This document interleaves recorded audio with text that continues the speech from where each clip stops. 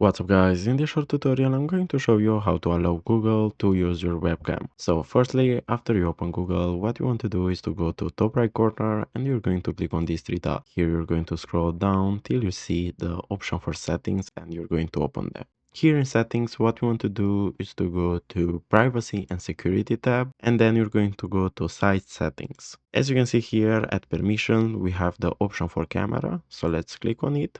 Here in camera, what you want to do to allow Google to use the webcam for site is firstly to choose the camera you want to use. For me, it's this one. Then here at default behavior, you're going to let this option on that size can ask to use your camera. And now if you have here a site, you have to make sure that you remove it because that means that you're not allowing that site to use your webcam. So as simple as this, you can allow any sites on Google to use your camera. So guys, thanks for watching and don't forget to leave a like and subscribe to the channel.